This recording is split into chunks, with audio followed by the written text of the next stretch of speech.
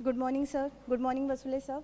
Good morning, faculties and all our legends with my little students. चैतन्यमय वातावरणात अगदी आनंदमय अशा या इन्स्टिट्यूटमध्ये आपणा सर्वांचे इन्स्टिट्यूटच्या वतीने इन्स्टिट्यूटची ॲडमिन हेड म्हणून मी इंजिनियर राशी गुल्हाणे आपणा सर्वांचे सहर्ष स्वागत करते. आपण ठरविल्याप्रमाणे आज एक वर्कशॉप कम सेमिनार घेतो आहे आणि या सेमिनारची रूपरेषा काय आहे हे जणू सरांनी तुम्हाला मगाशी बोलले होते. ती रूपरेषा परत सांगण्यापूर्वी मी आजच्या कार्यक्रमाचे अध्यक्षस्थान ग्रहण करण्यासाठी आपल्या इन्स्टिट्यूटचे सन्माननीय श्रीकृष्ण टोंगसे सर, जे की आपल्या या इन्स्टिट्यूटचे वडाच्या पारंब्या वाढवणारे एक आदरणीय स्थान आहे, तसंच मी या आदरणीय स्थानांना आपल्या इन्स्टिट्यूटमध्ये ही माननीय अध्यक्षस्थान असणारी खुर्ची ग्रहण करण्याची विनंती करते.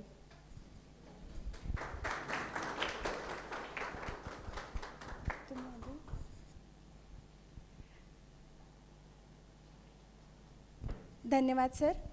तसेच आपल्या आजच्या या कार्यक्रमासाठी आपल्याला अगदीच माननीय सर्वश्रुत असणारे PhD होल्डर विद्याश्रुत असे डॉक्टर विनय वसुले सर आहेत लाभले. त्यांना देखील मी आजच्या कार्यक्रमाच्या या व्यासपीठावर त्यांचे प्रमुख पाहुणे म्हणून स्थान ग्रहण करण्याची विनंती करते.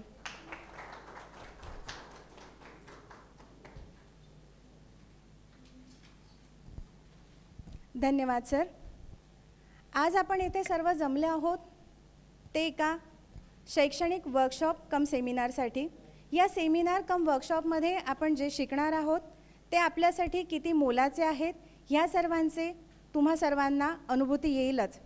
मात्र जी अनुभूती तुम्हाला घ्यायची आहे ती माता सरस्वती म्हणजे शिक्षणाची देवता जी आपण म्हणतो त्यांना नमन करून मी पुढील कार्यक्रमाची सुरुवात करते.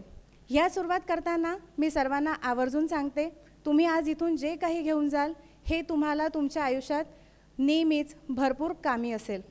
तुम्हाला असे वाटेल की अरे हा काय एक प्रोग्राम आहे. नाही, हा प्रोग्राम नाही. इथे बरंच काही तुम्हाला शिकण्यासारखं आहे आणि आजच नाही तर तुम्हाला निरंतर इथे शिकण्यासारखं असेल. आणि ते सगळं काय असेल हे जाणून घेण्यासाठी आज आपण इथे जमलो आहे. मात्र प्रत्येक गोष्टीला अंधारातून उजेडाकडे नेण्यासाठी बरंच काही असतं आणि त्यासाठी बरंच काही मध्ये सर्वात पहिला असतो तो आपला दिवा.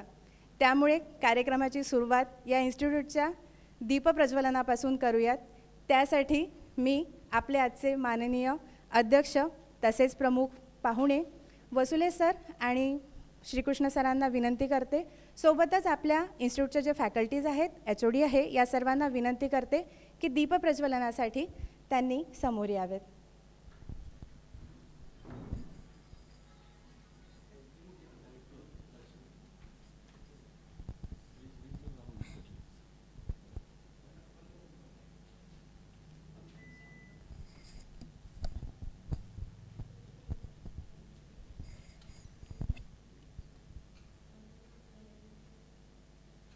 दीपप्रज्वलन हे फक्त दीपप्रज्वलन नसून आम्ही नमन करतोय या शिक्षणाच्या आमच्या सरस्वती मातेला, तसेच या इन्स्टिट्यूटसाठी आम्हाला ज्यांचे आशीर्वाद लाभलेत अशा आमच्या गुरुदेवांना.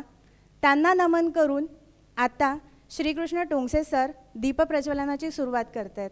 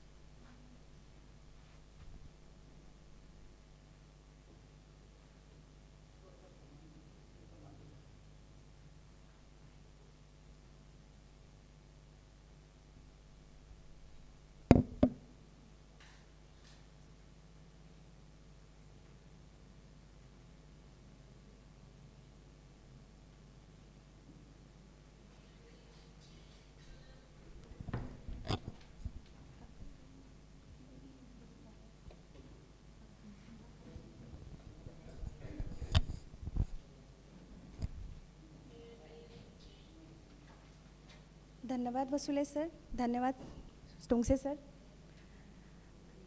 कार्यारंभी दीपप्रज्वलन करून आपण सुरुवात तर केली आहे.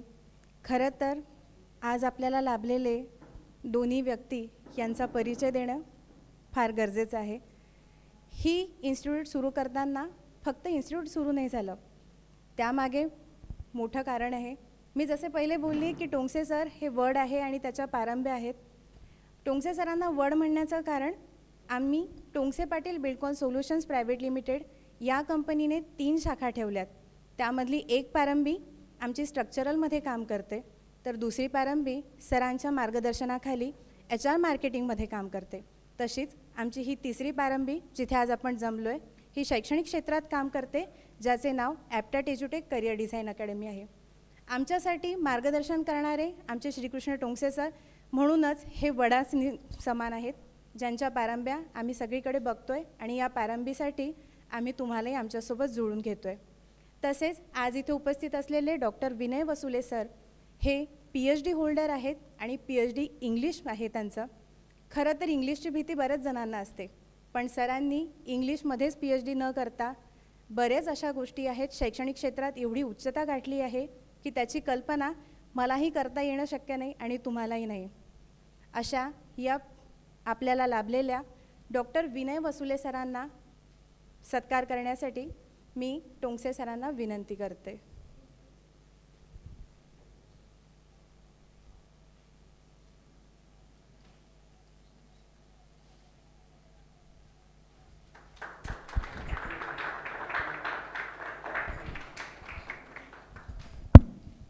थोडासा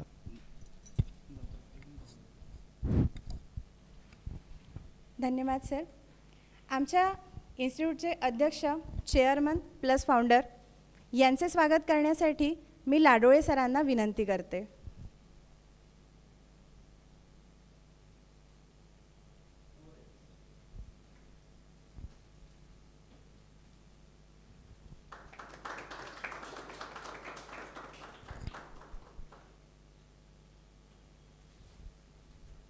धन्यवाद सर. खरं तर वेळेअभावी बरंच काही सांगायचं आहे, मात्र आमचे डॉक्टर विनय वसुले सर त्यांच्या बिझी शेड्यूलमध्ये आज आम्हाला इथे वेळ देत आहेत, जे की ते नेहमीच देत असतात. सकाळपासून रात्रीपर्यंत त्यांचं शेड्यूल पूर्ण टाईट असूनही या इन्स्टिट्यूटसाठी ते नेहमी कार्यरत असतात, पुढे असतात, आम्हाला अनेकदा मार्गदर्शन करतात. सरही आम्हाला बरेचदा मार्गदर्शन करत असले तरी विनय वसुले सर जे की आमच्यासाठी लाख मोलाचे मार्गदर्शक आहेत आणि आज खरंच वेळेअभावी त्यांना इथे जास्त वेळ थांबता येणं शक्य नाही. त्यामुळे मी सर्वप्रथम डॉक्टर विनय वसुले सरांना थोडे आम्हाला 2 मार्गदर्शनपर शब्द बोलण्याची विनंती करते. नमस्कार. आज आपल्या अमरावती नगरीमध्ये Tongse Patil Buildcon solution private limited या एका मोठ्या संस्थेतर्फे मागील काही दिवसांपासून शैक्षणिक क्षेत्रामध्ये त्यांचं कार्य व्हावं. तत्पूर्वी टोंगसे पाटील बिल्डकॉन सोल्युशन ही जी कंपनी आहे ही या अमरावती विभागातच नव्हे तर मुंबई आणि विदेशात पण यांचं कार्य चालतं आहे. बांधकाम क्षेत्रामध्ये आणि आर्किटेक्चर क्षेत्रामध्ये एक मोठं नाव म्हणजे टोंगसे पाटील इंजिनियर्स हा ग्रुप पहिलेचा, आणि त्याचं नाव बदलून आता Tongse Patil Buildcon solution private limited झालेलं आहे. मुंबईला, पुण्याला, अमरावतीला आणि विदेशात पण यांचे ऑफिसेस आहेत. मग या बांधकाम क्षेत्रामध्ये काम करणारी ही व्यक्ती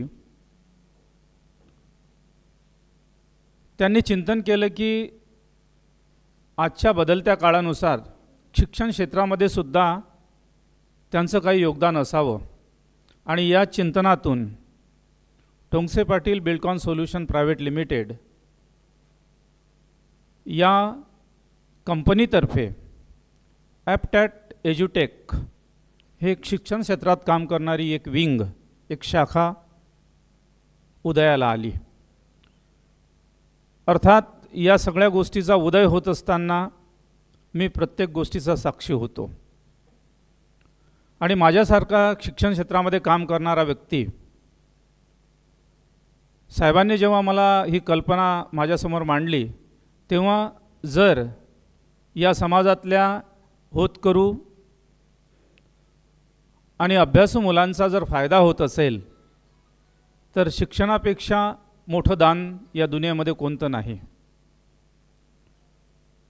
बाकीचे दान पैशाचे असो, अन्नाचे असो, अन्नदान असो, रक्तदान असो, हे जरी अत्यंत महत्त्वाचे दानं असले तरी माझ्या मताप्रमाणे विद्यादान हे सर्वात श्रेष्ठ यासाठी आहे की विद्येमुळे माणूस घडतो आणि माणूस घडल्यामुळे त्याचं जीवन घडतो, त्याचं जीवन घडल्यामुळे त्याच्या परिवाराचं जीवन घडते, अनुषंगाने त्या समाजाचं आणि त्या राष्ट्राचं कल्याण होतं. आणि म्हणून या राष्ट्रीय आणि शैक्षणिक उपक्रमामध्ये आपणही साहेबांना थोडा हातभार लावावा या दृष्टीने मी अतिप्रयत्न तर करत नाही जसं राशी मॅडमने सांगितलं, परंतु माझ्या वैयक्तिक कामातून किंवा मला ज्या जबाबदाऱ्या आहेत त्यामधून जो वेळ मिळतो त्यातला वेळ देण्याचा प्रयत्न मी केलेला आहे. अर्थात त्यामागची माझी भावना अशी आहे की आपल्या समाजामध्ये आज शिक्षणासाठी सगळेच लोक धडपड करीत आहेत. अत्यंत जीवघेणी स्पर्धा शिक्षण क्षेत्रामध्ये आज आपल्याला पाहायला मिळते. आणि मग अशा चढाओढीच्या आणि अत्यंत स्पर्धेच्या युगामध्ये आपला पालक आणि त्याचा पाल्य म्हणजे तुम्ही पॅरेंट्स आणि तुमचे मुलं मुली हे कसे टिकतील याचं चिंतन होणं सर्वात महत्त्वाचा विषय आहे. माझ्या मते ग्रामीण परिसरातल्या विद्यार्थ्यांमध्ये खूप मोठं पोटेन्शियल आहे, क्षमता आहे, गरज आहे त्या क्षमतेला विकसित करण्याची. आणि अर्थात अमरावतीच्या सुखवस्तू परिवारामध्ये जन्म झालेला चांगल्या इन्स्टिट्यूटमध्ये शिकलेला मुलाची तुलना अंजनगाव सुरजीसारख्या आणि त्याच्या आजूबाजूच्या खेड्यात वाढणाऱ्या मुलांची तुलना ही स्पर्धेच्या युगामध्ये एका प्लॅटफॉर्मवर असतं. सामाजिक समता ज्या समाजामध्ये निर्माण झालेली नाही तिथे शैक्षणिक समता निर्माण करून मुंबईच्या पुण्याच्या पोरासोबत आपल्या अंजनगावच्या पोराची किंवा अंजनगावच्या आजूबाजूच्या खेड्यातली पांढरी असो या खोडगाव असो इथल्या विद्यार्थ्याला स्पर्धा करावी लागते. तेव्हा या स्पर्धेत टिकायचं असेल तर मग आम्ही त्यांच्या लेवलपर्यंत कसे पोहोचू याचा विचार आजच्या पालकांना जरूर करणं महत्त्वाचं आहे. आपण कदापि मला सांगण्यात आलं की अंजनगाव सुरजीच्या परिसरामधले विद्यार्थी आहेत आणि इथे सोबतच ॲप्टॅट इन्स्टिट्यूटमध्ये जे टीचर्स म्हणून किंवा ॲडमिन म्हणून किंवा आमचे जे काही कर्मचारी आहेत या संस्थेचे ते पण इथे उपस्थित आहेत. या सर्वांना मला हे सांगायचं आहे की प्रत्येक मुलगा हा एक इंडिपेंडेंट आयडेंटिटी घेऊन असतो, त्याच्यामध्ये कुठलंही कमी नसतं. ईश्वराने निसर्गाने बुद्धिमत्तेचं दान सर्वांना समान दिलेलं आहे. प्रश्न असतो की त्याला तसं वातावरण निर्माण करून तशी संधी प्रदान करून त्याच्या बुद्धिमत्तेचा विकास करून त्याला त्या प्लॅटफॉर्मपर्यंत नेण्यासाठी अशा इन्स्टिट्यूट काम करत असतात. बुद्धिमत्तेचं दान ईश्वराने देत असताना कुठलाही भेदभाव केलेला नाही हे तेवढंच सत्य आहे. आणि म्हणून कोणत्याही पालकाने किंवा कोणत्याही विद्यार्थ्याने असं समजू नये की आपण हुशार नाही आहे म्हणून. हुशार ही आपल्या प्रयत्नावर, अभ्यासावर आणि आपण करतो त्या प्रयत्नाला कुठल्या दिशेने घेऊन जातो त्यावर निर्भर असते, त्यावर अवलंबून असतं. अर्थात चढाओढीमध्ये कोणीतरी पहिला येईल, कोणीतरी दुसरा येईल, कोणी फेलही होऊ शकतो. परंतु आपण एखादं टार्गेट किंवा एखादं इच्छित लक्ष्य ठीक वेळेवर प्राप्त केलं नाही याचा अर्थ आपण निकामी आहोत, आपल्यामध्ये पात्रता नाही असं कुणीही समजू नये अशा मताचा मी आहे. आणि मी हे जग सगळं काही बोलतो आहे तुमच्यासमोर हे माझ्या अनुभवातून बोलतो आहे. आपणापैकी नावाने मला अनेक लोक ओळखत असतील अंजनगाव सुरजी क्षेत्रातले. आता आमच्यासमोर जे लाडोळे सर बसलेले आहेत यांनी प्रत्यक्ष माझा सगळा प्रवास पाहिलेला आहे. किंबहुना लाडोळे सर माझ्यापेक्षा छोटे आहेत. मी जेव्हा MAला असेल तेव्हा अतुल लाडोळे सर 12वीला होते. मी त्यांना लहानापासून पाहतोय. माझं गाव पांढरी, ते पण पांढरीचेच. मग अशा स्थितीमध्ये आपण जे प्रयत्न करतो, आपण कुठल्या दिशेने जातो आणि हार मानत नाही, यावर आपलं यश अवलंबून असतं. स्पर्धेच्या युगामध्ये परत मी हे सांगेल की अमरावतीचे मुलंच हुशार आणि अंजनगावच्या खेड्यातले मुलं काही हुशार नाही असा कोणताही भाग नाही. आज आपण अमरावतीच्या तमाम कॉलेजेसमध्ये, स्कूल्समध्ये जर आपण तपासणी केली तर इथे टॉप असणारे मुलं हे कुठल्या तरी खेड्यावरून येऊन अमरावतीमध्ये मायग्रेट होऊन इथे त्यांनी आपलं करिअर बनवलेलं आहे. आणि म्हणून आज ज्या वर्कशॉपसाठी आपण इथे जमला आहात त्याचं महत्त्व सांगत असताना खूप वेळ लागेल आणि मलाही बरंचसं सांगायचं आहे, लेकिन मला वेळ कमी असल्याकारणाने मी संक्षिप्तमध्ये बोलणार. माझं तुम्हाला एक मोटिवेशनल मार्गदर्शन हेच राहील की प्रत्येक पालकाने आपल्या मुलांमधल्या क्षमता ओळखल्या पाहिजे. कोणत्याही क्षणी आणि कोणत्याही प्रसंगात आपला मुलगा या मुलगी ही इतरांपेक्षा कमी आहे अशी भावना अजिबात आपल्या मनामध्ये येऊ देऊ नये. याला सक्सेसफुल पॅरेंटिंग म्हणतात. कारण जाणते अजाणती हे लहान कळ्या याचे फुलं करायचे असतील तर तुम्हाला माळी म्हणून काम करावं लागेल निश्चितच. आणि त्यासाठी आर्थिक परिस्थिती आड येत नाही. आपण म्हणाल हे कसं काय, आम्ही गरीब आहोत किंवा आमच्याकडे तेवढ्या सोयीसुविधा नाहीत, आम्ही शिकलेले नाही, मग आमच्या मुलांना एवढ्या मोठ्या क्षेत्रात आम्ही कसं घेऊन जायचं, हा काही प्रश्न नाही.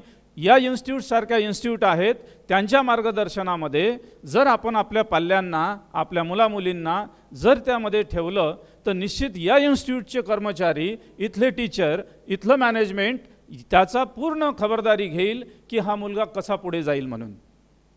परंतु पालकांना आपल्या मुलामुलींमध्ये एक विश्वास निर्माण करणं अत्यंत महत्त्वाचा विषय आहे. जास्त सांगायचं झाल्यास मी जो तुमच्यासमोर उभा आहे, माझं जे प्रोफाईल तुम्हाला सांगितलं आहे ते एक अंश होता आणि हे सगळं मी अनुभवलं आहे. दररोजचा 7 किलोमीटर पायी जाणे शाळेत आणि 7 किलोमीटर पायी येणे हे माझ्या परिवाराचं इतिहास आहे. प्रसंगी पायामध्ये चपलासुद्धा नसतात आणि मग अशा शाळेमध्ये जाणे जिथे फीस कमी पडते, जिथे ड्रेस लागत नाही, अशा शाळेमधून मी शिकलो आहे. आणि मग माझं स्वतःचं आणि त्यातही मला सांगायला कुठलीही लाज वाटत नाही की माझी आई थंब प्रिंटर होती, अंगठा बहादर. मग अशा स्थितीमध्ये विद्यार्थ्यांसाठी महत्त्वाचा विषय की आपल्या घरी हे नाही, आपल्या घरी ते नाही, आपल्या आईवडिलांकडे एवढा पैसा नाही, अशी विद्यार्थ्यांनी सुद्धा कल्पना कधीही करू नये. तुमचं भविष्य तुम्हाला घडवायचं असल्याकारणाने एका विशिष्ट एजपर्यंत, आता तुम्ही लहान वयाचे आहात परंतु आता समजदार आहात, तुम्हाला कळतंय की मला कुठेतरी जायचं आहे, मग माझ्या आईवडिलांकडे उपलब्ध असलेल्या सगळ्या सोयीसुविधांचा मला चांगला वापर करून मला पुढे जायचं आहे, हा संकल्प जर तुम्ही केला तर तुम्ही कुठल्याही क्षेत्रामध्ये जाऊ शकता, कुठल्याही क्षेत्रात जाऊ शकता. या सगळ्या माझ्या वैयक्तिक बाबीवर अतुल लाडोळे सरांना, टोंगसे सरांना त्याची पूर्ण कल्पना नसेल, परंतु माझ्या परिवाराचं नाव अंजनगाव सुधीतल्या लोकांना जर सांगितलं तर आमच्या परिस्थितीची कल्पना चांगल्या पद्धतीने येऊ शकतं तुम्हाला. मग अशा अवस्थेमध्ये एका गावखेड्यातला ज्याच्या घरी आई थंब प्रिंटर आहे त्याचा मुलगा ग्रॅज्युएट होतो, पोस्ट ग्रॅज्युएट होतो, MPhil होतो, PhD होतो, विद्यापीठाचा केंद्रीय मूल्यांकन अधिकारी होतो आणि आज इंटरनॅशनल लेवलवर मी लेक्चर डिलिव्हर करतो. ज्याच्या घरामध्ये इंग्रजीचा एक शब्द किंवा एक वाक्य कोणाला माहीत नाही, त्या परिवारातला व्यक्ती जर हे करू शकते तर तुम्ही का नाही करू शकत? हा माझा बेसिक प्रश्न असेल विद्यार्थ्यांना. हे सगळं सांगत असताना मला माझी महती सांगायची नाही आहे, मला हे सांगायचं आहे की जे मोठे लोक होऊन गेले, ज्यांनी काहीतरी मिळवलं, त्या लोकांचे चरित्र आपण तपासले पाहिजे आणि त्याच्यातून प्रेरणा घेऊन त्यांच्यासारखेच आम्ही व्हावे असा बोध आपण घेतला पाहिजे. या प्रसंगी मला हे सांगायचं आहे.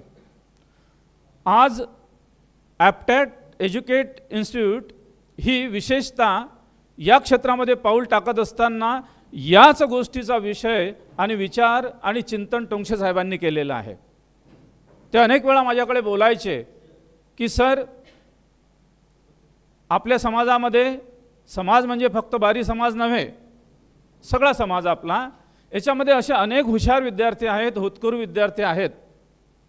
अर्थात अशा अनेक इन्स्टिट्यूट आहेत अमरावतीमध्ये. आपण जर या गाडगेनगरपासून तर पंचवटीपर्यंत, राजकमलपर्यंत गेला तर अनेक तुम्हाला ॲडव्हर्टाइजमेंटचे पोस्टर लागलेले दिसतील. आपण जसाही पेपर उघडाल तर मोठे मोठे JEE आणि नीटच्या एक्झामिनेशनचं गायडन्स करणारे मोठे मोठे सेंटर्स महाराष्ट्रामध्ये आहेत. आणि आज भारतामध्ये डिजिटल टेक्नॉलॉजीमुळे मुंबईतले क्लासेस आपण आपल्या गावखेड्यातही अटेंड करू शकतो. असं असताना एक विचार मात्र आपल्याला करावा लागेल की त्या इन्स्टिट्यूटचा उद्देश काय नेमका, तो कल्याणकारी आहे की पैसे कमावणे आहे. या उद्देशाला पॅरेंट्सने ओळखलं पाहिजे, पालकांनी ओळखलं पाहिजे. आपला मुलगा आपण कुठल्या इन्स्टिट्यूटमध्ये घालतो, त्या इन्स्टिट्यूटचं लक्ष काय आहे किंवा त्यांचा उद्देश काय आहे हाही समजून घेतला पाहिजे. टोंगसे साहेबांनी हे इन्स्टिट्यूट जेव्हा निर्माण केलं, त्यांना यातून कमाई व्हावी असा उद्देश कधीही त्यांचा मला दिसला नाही. कारण करोडोच्या व्यवहारामध्ये, करोडोच्या व्यापारामध्ये, करोडोच्या बिझनेसमध्ये खेळणारं हे व्यक्तिमत्व आहे. त्यासोबतच एक सामाजिक बांधिलकी जपणारं व्यक्तिमत्व म्हणजे टोंगसे साहेब आहेत माझ्या नजरेमध्ये. आपण जाणत असाल विशेषतः की सामाजिक उपक्रमांमध्ये ते हिरिरीनं सहभाग घेतात. ज्यांचा फोटो आपल्यासमोर लागलेला आहे, श्री श्री रविशंकरजी यांच्या आशीर्वादानं हे सगळं काम चालतं. रविशंकरांचा जर आपण कन्सेप्ट घेतला तर आर्ट ऑफ लिव्हिंग, जगण्याची कला माणसामध्ये, प्रत्येक माणसामध्ये निर्माण व्हावे, किंबहुना तो व्यक्ती आपल्या जगण्यासाठी सक्षम व्हावा, हा प्रयत्न श्रींचा आहे. आणि त्यातूनच प्रेरणा घेऊन त्यांनी या सगळ्या क्षेत्रामध्ये पाऊल टाकलेलं आहे. ॲप्टॅट एज्युटेक हे जे विंग आहे, याचा प्रयत्न असा आहे की मुलांना त्यांच्या कमी वयापासून फाउंडेशन कोर्सेससारखे कोर्सेस देत असताना त्या कोर्सेसमध्ये जीवन जगण्याची कला यावी, लाईफ स्किल्स यावे. म्हणजे केवळ व्यक्ती पैशाने मोठा झाला म्हणजे मोठा नसतो. एखाद्या व्यक्तीकडे धन खूप असेल परंतु संस्कार नसतील तर तो मानवतावादी दृष्टिकोनातून वागत नाही.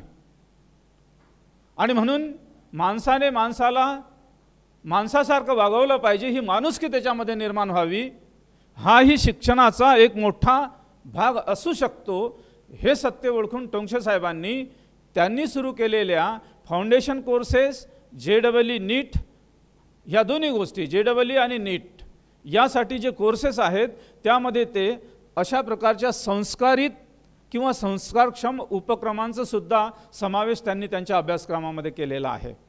मग अशा इन्स्टिट्यूटमध्ये आपण त्या इन्स्टिट्यूटला पहिले समजून घेतलं पाहिजे. कदाचित आपण या कार्यक्रमाला या इन्स्टिट्यूटमध्ये आपण ॲडमिशन घ्यावी त्याचा काउन्सेलिंग प्रोग्राम म्हणून समजू नये किंवा त्याचा एजंट म्हणून हे बोलत आहेत असाही आपण विचार करू नये. अखेर प्रयत्नांती परमेश्वर असतो. आपण रामायण जर वाचलं तर आपल्याला हे मिळेल की कर्म प्रधान विश्व कर राखा, जो जस करही तस फल चाखा. जसे कर्म कराल तसं फळ आम्हाला मिळेल. आपण जर बाबळीचं झाड लावलं, बी लावलं तर त्या झाडाला आंबे येतील याची कल्पना आपण करू शकत नाही. ते काटेरीच झाड निर्माण होणार. आणि आंब्याचं झाड लागल्यानंतर त्याला बोरं लागतील असंही होऊ शकत नाही. जसं पेराल तसं उगवेल. परंतु उगवत असताना ते झाड सुंदर आणि त्याला खूप फळं आले पाहिजे, त्यासाठी त्याच्या भोवती आपल्याला मेहनतीची पराकाष्ठा करावीच लागेल. तुमचे मुलं त्या बियाप्रमाणे आहेत. आणि मग मी या संकल्पनेचा माणूस नाही की शुद्ध बीजापोटी फळे रसाळ गोमटी, कोणतंच बी खराब नसतं. कोणताच मुलगा हा खराब नाही आहे. त्याची परवरिश, त्याचं संगोपन, त्याची मशागत, त्याला वेळेवर खत, त्याची वेळेवर कटिंग, त्याला पाणी घालणे, ते पडू नये म्हणून त्याला आधार देणे, हे पालकांची जबाबदारी आहे. मग अशा वेळेला पालकांची जबाबदारी ओळखून पालकांनी त्या दृष्टीने आपल्या मुलांचं भावनिक आणि बौद्धिक संगोपन केलं पाहिजे. त्यामुळे विद्यार्थी हा प्रोत्साहन घेऊन पुढे जात असतो. इथे बसलेल्या पॅरेंट्सला माझी नम्र विनंती राहील की आपल्या मुलांना कोणत्याही लेवलवर कमी समजू नका. अर्थात त्यांना ओव्हर कॉन्फिडन्स पण देऊ नका. त्यांच्या क्षमतेला ओळखा. आपल्याला ओळखता येत नसेल तर कुणाचा आधार घ्या आणि त्या आधाराने आपल्या मुलाला कसं पुढे नेता येईल याचा प्रयत्न करा. त्याच्या परीने तो नक्की पुढे जाईल जर आपण त्याला साथ दिली तर. परत मी माझ्या विषयावर येईल की आम्हाला असं कुठलं मार्गदर्शन नसताना समाजामध्ये असे अनेक लोक होते की त्यांनी आम्हाला प्रोत्साहित केलं, प्रेरित केलं आणि मग आम्ही पुढे गेलो. मग पुढे जात असताना आम्हाला जे लेकरं झाले किंवा मला जो मुलगा झाला, मला एकच मुलगा आहे, त्याची परवरिश आम्ही कशी केली, त्याच्यासाठी आम्ही कसे रात्रंदिवस चिंतन केलं, त्याला कसं घडवावं याचा जो प्रयत्न केला, त्याचे साक्षी टोंगसे साहेब आहेत, अतुल लाडोळे सर आहेत. मला सांगताना आनंद होतो या स्टेजवरून की माझा मुलगा IITN आहे. आपण अमरावतीमध्ये कुठल्याही क्षेत्रात गेले तर आजही त्याचे फ्लेक्स लागलेले दिसतील. 99.97 10वीचा 12वीचा नॅशनल मेरिट. आणि असं असताना एक संस्कारक्षम मुलगा म्हणून माझ्या मुलाची ख्याती आहे. ही हुशारकी किंवा आपल्याबद्दल सांगितलेलं महानपण नाही. ज्या क्षेत्रामध्ये तुम्ही मुलांना घेऊन जाऊ इच्छिता त्या मुलांना एक पॅरेंट म्हणून, एक पालक म्हणून आपण कशी त्याची परवरिश करतो हे जर आमचा अभ्यास केला तर तुम्हाला कळेल. आपण असं नाही समजू की एका प्रोफेसरचा पोरगा आहे म्हणून पुढे गेला, बिलकुल नाही. अशा माझ्यापेक्षाही पदाने मोठे लोक अमरावतीमध्ये आणि पूर्ण राष्ट्रामध्ये, समाजामध्ये आहेत. परंतु मुलाचं मोठं होणं हे सर्वतोपरी पॅरेंट्सवर डिपेंड असतं, आईवडिलांवर डिपेंड असतं. ही गोष्ट पत्थरावरची रेघ आहे निश्चित. आणि त्यासाठी आपण आपल्या मुलांच्या क्षमतेला ओळखलं पाहिजे, त्याला तशी संधी दिली पाहिजे, त्याचं तसं भावनिक आणि बौद्धिक संगोपन केलं पाहिजे. अर्थात मी असं नाही म्हणेन की फुलासारखं त्याला जपा, नाही. जीवनामध्ये खाचा खळगा येणारच, अप अँड डाऊन्स जीवनामध्ये असतातच. लाईफ किंवा जीवन अगदी अशा चकाचक फरशीवर आहे तर त्या व्यक्तीला जर दुःख आणि यातना किंवा अडचणी आल्या नसतील तर तो पूर्ण व्यक्ती आहे असं मी मानत नाही. माझ्या मतानुसार एक हिंदी शायर असं म्हणतो की मंजिले मुकाम पहुंचे वही, राहों में जो ठोकरे खाते रहे. आर्थिक परिस्थिती, गरिबी, अशिक्षा, अडचणी ह्या येणारच येणार. त्यातूनही आम्हाला मार्ग काढून इच्छित ध्येयापर्यंत आमच्या मुलाला कसं पोहोचवायचं त्यासाठी आम्हाला विचार करायचा आहे. अर्थात जबाबदारीचे ओझे, अपेक्षेचे ओझे आमच्या लहान मुलांवर किंवा आमच्या मुलांमुलीवर आम्ही लादू नये याची काळजी आम्ही घेतली पाहिजे. त्याचा मुलगा तो झाला किंवा ती परीक्षा पास झाला, तू का होत नाही, असा सरळ प्रश्न आपण आपल्या मुलांना करू नये. बेटा तो झाला तसंच आपल्याला होता येईल का, आपण प्रयत्न करूया. तुला काही अडचणी आहेत का, आपल्याला कोणाकडे जाता येईल का, असं त्याला एनकरेज करायचं आहे. तो त्यापेक्षाही पुढे जाऊ शकतो निश्चित. Sky is the limit. आपल्या प्रगतीला परिसीमा नाही आहे. जसं आकाश त्याला अंत नाही आहे, अनंत, तसंच आपण आपल्या प्रगतीचे शिखर गाठत असताना कोणतीही लिमिट लावून घेऊ नका, विद्यार्थ्यांना माझी सूचना. आणि विद्यार्थ्यांना सर्वात महत्त्वाचा विषय की अभ्यास केल्याशिवाय काही मिळणार नाही, बिलकुल नाही. सामाजिक वातावरण विद्यार्थ्यांच्या प्रगतीला बाधक होत आहे याचीही कल्पना पॅरेंट्सला असावी. आजच्या व्हॉट्सॲपच्या, इंस्टाग्रामच्या, ट्विटरच्या आणि या सगळ्या एकंदरीच डिजिटल एजमध्ये मुलांवर लक्ष केंद्रित करून त्यांना योग्य दिशेने घेऊन जाण्याची महान जबाबदारी, सर्वात मोठी जबाबदारी ही पॅरेंट्सवर असतं. एखाद्या इन्स्टिट्यूटमध्ये जर पोरगा जात असेल तर तो तिथे 3-4 तास असेल 24 तासापैकी, मग 18 ते 20 तास तर तो आपल्याच जवळ आहे ना. म्हणून पॅरेंट्सची फार मोठी जबाबदारी बनते. आणि या ॲप्टॅट इन्स्टिट्यूटच्या माध्यमातून आपल्या अंजनगाव सुरजीला हा जो प्रयोग करण्याचं टोंगसे साहेबांनी निर्धारित केलेला आहे त्याचा मला आनंद होतोय की आपल्या अंजनगाव सुरजी परिसरामध्ये बहुतांश लोक अंजनगाव सुरजीचे आहेत आणि अमरावतीमधलेही काही लोक जरी असतील तरी आपण एक विचार करावा की मी जे बोललो की एखाद्या इन्स्टिट्यूटमध्ये जेव्हा आपल्या पोराला आपण प्रवेश देतो, मुलाला प्रवेश देतो, पालकाला प्रवेश देतो, तेव्हा त्या इन्स्टिट्यूटचं मुळात उद्देश काय आहे तो ओळखून पॅरेंट्सने आपल्या मुलामुलींना तशा ठिकाणी घातलं पाहिजे. थोडं कमी जास्त असेल परंतु तशा प्रकारचे करेक्टिव्ह सजेशन्स जर आपण त्या इन्स्टिट्यूटला दिले की बाबा तुमच्या इथे आम्ही पाहिलं, असा असा आमचा अनुभव आहे, ते अशाने असं झालं तर जरा योग्य होईल, ते जस्टिफाय जर केलं तर ती इन्स्टिट्यूटसुद्धा इम्प्रूव्ह करेल. फीडबॅक सिस्टम आपण लावावी अशी माझी आपणाला विनंती आहे. पॅरेंट्सनी जर एखादी सूचना केली तर त्याच्यावर जरूर विचार करून तशी सुधारणा आपण केली तर पॅरेंट्सही समाधान होईल आणि आपल्याला आपल्यामधली उणीव जी दिसत नाही ती पॅरेंट्स जेव्हा दाखवतात आणि ती जर योग्य असेल तर ती उणीव दुरुस्त केली तर unitedly we stand and divided we fall. एकत्रपणे, कारण विद्यार्थी हा केंद्रबिंदू आहे.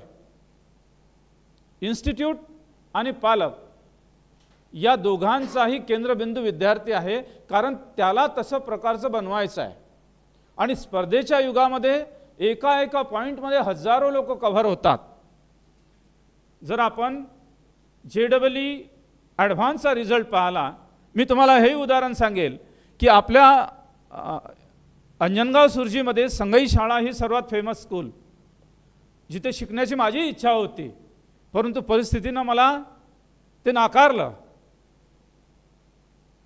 त्या शाळेमध्ये 100% 10व्या वर्गामध्ये 100% मार्क्स घेऊन टॉपर असणारी मुलगी JEE परीक्षा आणि त्याची तयारी करायला अमरावती येते आणि अमरावतीला आल्यानंतर चांगल्या इन्स्टिट्यूटमध्ये ती प्रवेश घेते आणि प्रवेश घेतल्यानंतर तिच्या हे लक्षात येतं की अंजनगाव सुरजीच्या शाळेमध्ये आपण जरी 100% वाले आहोत तरी इथे आपण कुठेतरी कमी आहोत. आपल्या आपल्या भागामध्ये आपण हुशार वाटतो परंतु जेव्हा सगळ्या हुशारांच्या यात्रेमध्ये आपण जातो तेव्हा आपल्याला कळते की आपण किती हुशार आहोत. सांगताना दुःख होते, प्रयत्नांची आणि दिशेची कमी होती आणि म्हणून ती विद्यार्थिनी JEE ॲडव्हान्स क्वालिफाय होऊ शकली नाही आणि ती कुठल्याही IITला गेली नाही. हेही उदाहरणं आहेत माझ्याकडे. परंतु असेही काही उदाहरणं आहेत की ज्यांची परिस्थिती अत्यंत नाजूक, आई वडील अशिक्षित, परंतु विद्यार्थ्यांनी चांगल्या पद्धतीने अभ्यास केला तर ते IITian झाले. हे माझ्या समोरचे उदाहरणं आहेत. मी एवढं बोलण्याचं कारण असं आहे की मी माझ्या मुलाच्या बाबतीत जेव्हा हे सगळा विचार करत होतो तेव्हा मला या सगळ्या गोष्टींचे अनुभव आलेले आहेत. मी ह्या अनुभवातून बोलतो आहे. माझा मुलगा IITला गेला याचा मला जरूर आनंद आहे, परंतु त्याने त्या IITला जाण्यासाठी जे मेहनत घेतली, परिश्रम घेतले, त्या परिश्रमांची जाण मला आहे, त्याची जाण मला आहे आणि त्या जाणीवेपोटी मी हे तुम्हाला सांगतो आहे सगळं. अर्थात आम्ही आमची तुलना दुसऱ्याशी करूच नये. प्रत्येक एक स्पेशल आयडेंटिटी जर आहे, इंडिव्हिज्युअल आहोत आम्ही, आमचं स्वतःचं एक व्यक्तिमत्व आहे, आमच्या क्षमता आणि आमच्या काही मर्यादा आहेत त्या दुसऱ्यांच्या असू शकत नाही, परंतु आम्ही त्यासाठी स्वतःला वर उचलू शकतो आणि आहो त्याच्यापेक्षाही वर जाऊ शकतो. हा संकल्प जेव्हा पॅरेंट्स आणि विद्यार्थी करतील तेव्हा शिक्षण क्षेत्रामध्ये काहीही कठीण नाही आहे, काहीच कठीण नाही आहे.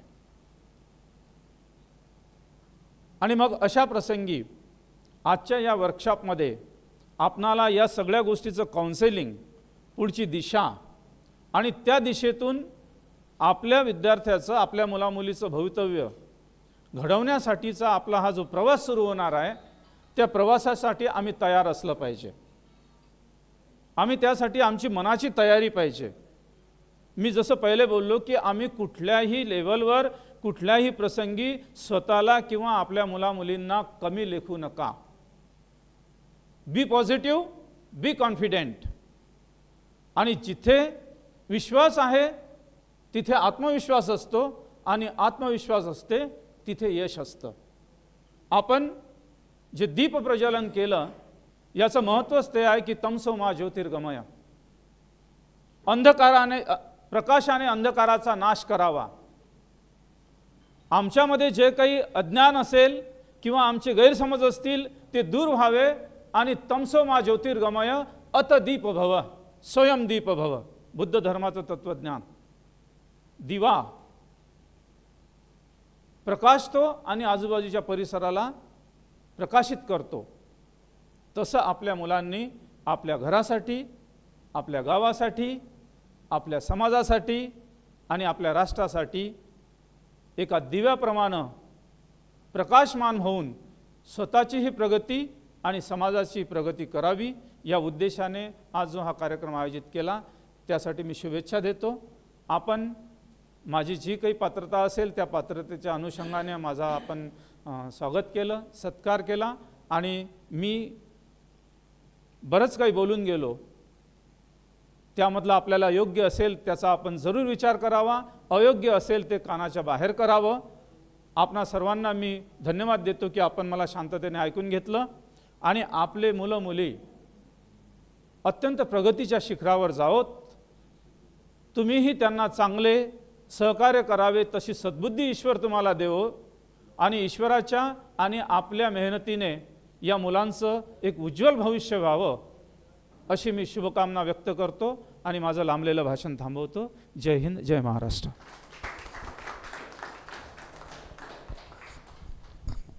धन्यवाद सर. तुमचं हे मोलाचं मार्गदर्शन आमच्या पालकांना आणि पाल्यांना दोघांनाही अगदीच मार्गदर्शक ठरेल अशी माझी अपेक्षा आहे. खरं तर सत्कार फक्त मान्यवरांचाच नाही तर आम्हाला शिकवणाऱ्या शिक्षकांचा देखील व्हायला हवा. तसंही आपल्या इथे शिक्षकांचा फार मोठा परिचय असतो, त्यांची महती आहे. शिक्षकांमध्ये आहेच तसं. शिक्षकांचा शी म्हणजे आपण शिष्टाचार घेतो, शिष्टाचारासोबत क्षमा घेतो, आणि क्षमाच्या सोबत एक शिक्षकाचा फक्त क उरतो. तो कशासाठी हे तुम्ही मला सांगू शकाल. नक्कीच आपण हे बघूयात. पण तरी या शिक्षकांचा सत्कार करण्यासाठी मी सर्वात पहिले आमच्या सरकार सरांना, जे की SSTचे HOD डिपार्टमेंटचे SST डिपार्टमेंटचे HOD आहेत, सोबतच MPSC डिपार्टमेंटचे देखील HOD आहे, यांना व्यासपीठावर येण्याची विनंती करते आणि सरांचा सत्कार करण्यासाठी लाडोळे सरांना रिक्वेस्ट करते.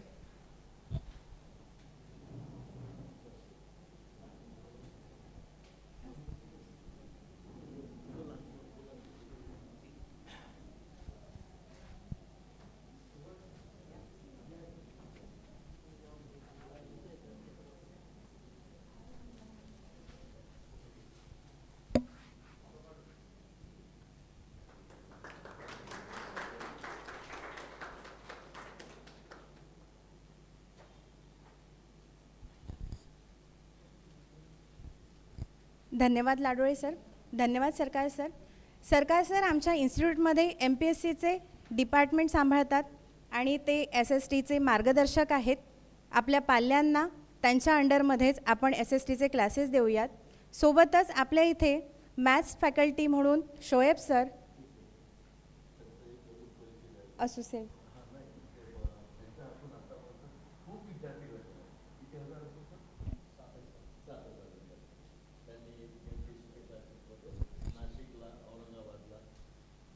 नाशिक, औरंगाबाद या ठिकाणी सुद्धा त्यांनी बरंच योगदान दिलेलं आहे. त्यांचं इन्स्टिट्यूट चालवलं आहे आणि आता ते आपल्या इन्स्टिट्यूटसाठी सर्व पुढल्या जेवढे काही त्यांचा पिरियड आहे त्यांनी मला कमिटमेंट दिलेलं आहे की यानंतरचं माझं अख्खं आयुष्य ॲप्टेट साठी मी खर्ची लावेल म्हणून. आणि त्यांचं ते स्वप्न आहे आता की आपले सारे या एरियामधले विद्यार्थी जे आहे त्यांना सुशिक्षित करायचं, त्यांना त्या IAS पर्यंत पोहोचवायचं, MPSCचे क्लासेस कॉम्पिटेटिव्ह त्यासाठी तयार करायचं, हे त्यांचं ध्येय आहे. हे असे आहे आमचे सरकार सरांसाठी एकदा सर्वजण टाळ्या वाजवून स्वागत करा. मुलांना सगळ्यात विषय जो कठीण वाटतो तो असतो एक इंग्लिश, दुसरा असतो गणित. मॅथमॅटिक्स डिपार्टमेंट आम्हाला जे मार्गदर्शन करतात ते आहेत नारायण धामेचा सर. ते आमच्या मॅथमॅटिक्स डिपार्टमेंटचे HOD आहेत आणि त्यांचं स्वागत करण्यासाठी मी पाखी मॅमला रिक्वेस्ट करते की दोघांनी व्यासपीठावर येणं.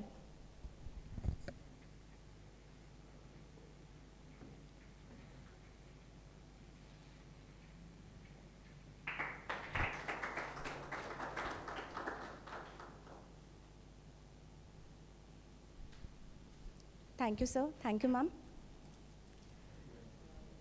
पाखी मॅमनी ज्यांचा आत्ता सत्कार केला ते आपले मॅथ्स डिपार्टमेंटचे HOD, मात्र पाखी मॅम या आमच्या इंग्लिश डिपार्टमेंटच्या HOD आहेत. त्यांचे स्वागत करण्यासाठी मी साक्षी मॅडम ज्या आमच्या ॲडमिन असिस्टंट आहेत त्यांना रिक्वेस्ट करते की साक्षी मॅमचे स्वागत त्यांनी करावे.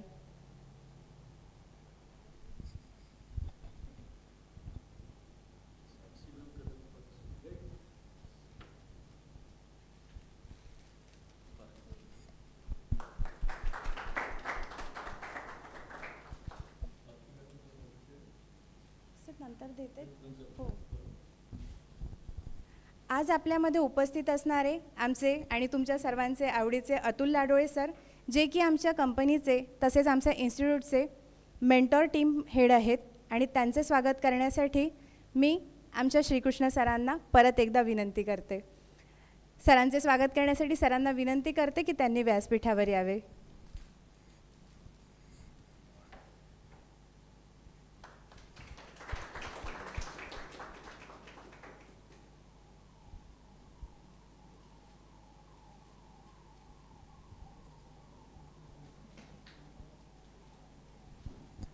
धन्यवाद सर. हो. स्वागत मान्यवरांचे झाले, शिक्षकांचे झाले, पण जसे मार्गदर्शनपर शब्द बोलताना आमचे वसुले सर बोललेत की मुलांना हे फुलासारखं जपावं लागतं. या फुलांचे आणि त्यांच्या पाल्यांचे आमच्या इन्स्टिट्यूटच्या वतीने आम्ही एक छोटे फूल देऊन आपले स्वागत करू इच्छितो. त्यासाठी आमच्या अकॅडमीच्या पूर्ण टीमला विनंती आहे की त्यांनी आपल्या उपस्थित पाल्यांचं व पालकांचं स्वागत करावं.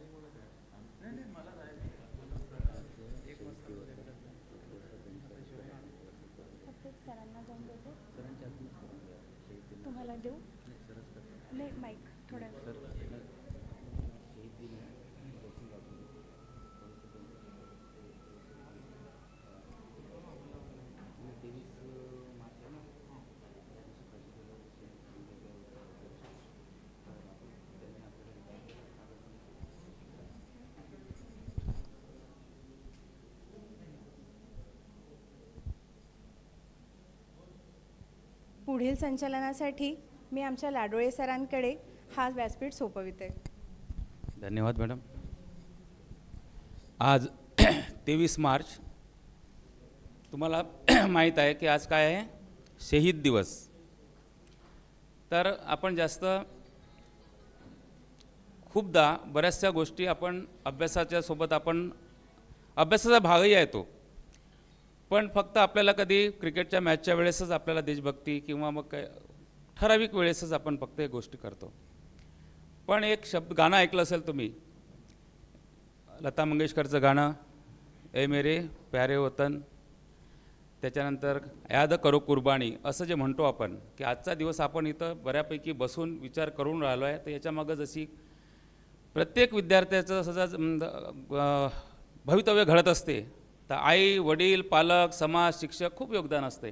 तसं आपलं राष्ट्र घडवण्यासाठी ज्या लोकांनी आहुत्या दिल्या, त्यांचं स्वप्न काय होतं की आपला भारत देश तर स्वतंत्र झालाच पाहिजे, पण स्वतंत्र स्वराज्य, स्वराज्य म्हटलं की शिवाजी महाराज आपल्याला येतात, नेताजी सुभाषचंद्र बोस, आणि अशा हेतूने झपाटलेले युवक आपल्या जीवनाची आहुती देऊन, माहीत असेल तुम्हाला, भगतसिंग, राजगुरू आणि तिसरे कोण? सुखदेव. या दिवशीचा आपण त्यांचा स्मृती दिवस आहे. या दिवशी त्यांना फासावर चढवलं गेलं.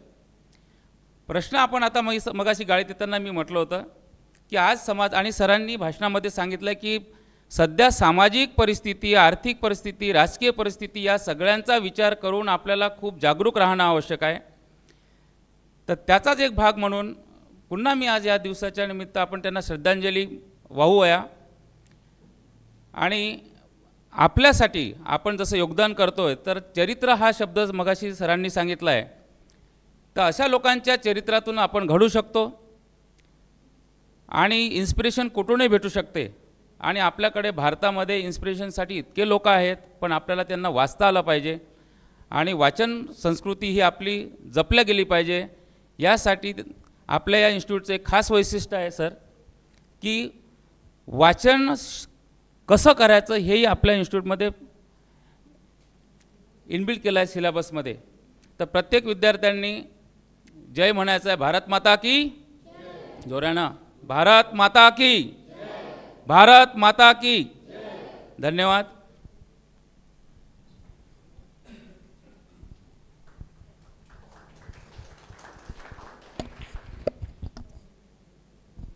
आधी मी बोलले की आपल्या वसुले सरांचा हा शेड्यूल टाईट आहे. वसुले सरांनी आम्हाला जे मार्गदर्शन केले त्या मार्गदर्शनासाठी परत तुमचे धन्यवाद सर.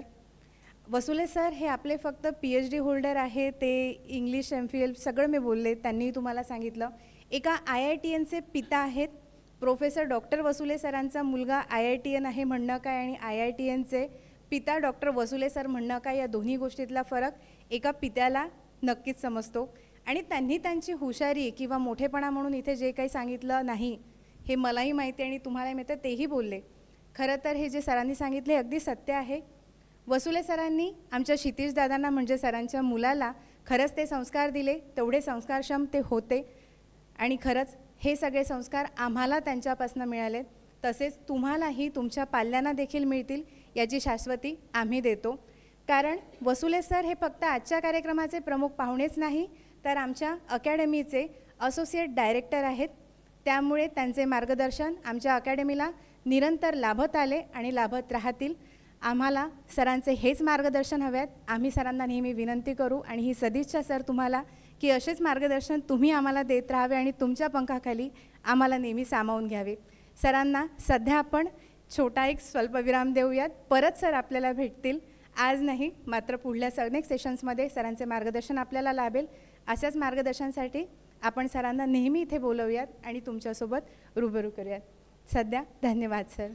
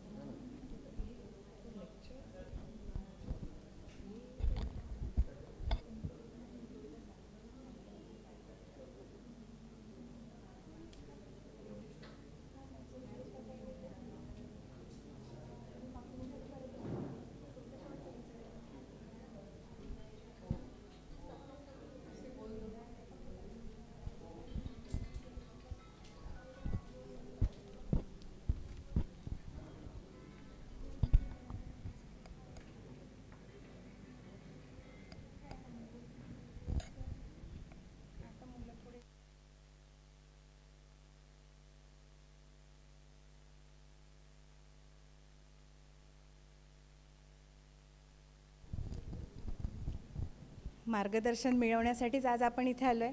शाब्दिक मार्गदर्शन तर मिळतच राहणार, नेहमीच मिळेल, कारण शेवटी मार्गदर्शन आहे. खूप वर आपल्याला जायचं आहे.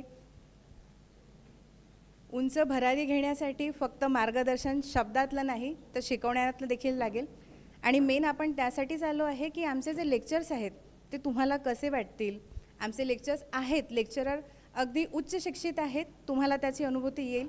त्यासाठी मला असं वाटतं की आपण आज सगळ्यात पहिला विषय जो असेल तो गणित, मॅथमॅटिक्स यापासून सुरू करूयात. आणि मॅथमॅटिक्सचं लेक्चर सुरू करण्यासाठी मी पुढील पूर्ण सूत्रभार आमच्या नारायण धामेच्या सरांना देते.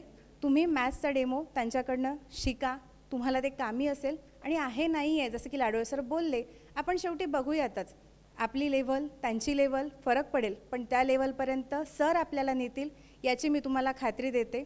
मॅथमॅटिक्सचा डेमो आपण 5 मिनिटांमध्ये सुरू करूयात. तोपर्यंत एक छोटा ब्रेक ठेवूयात.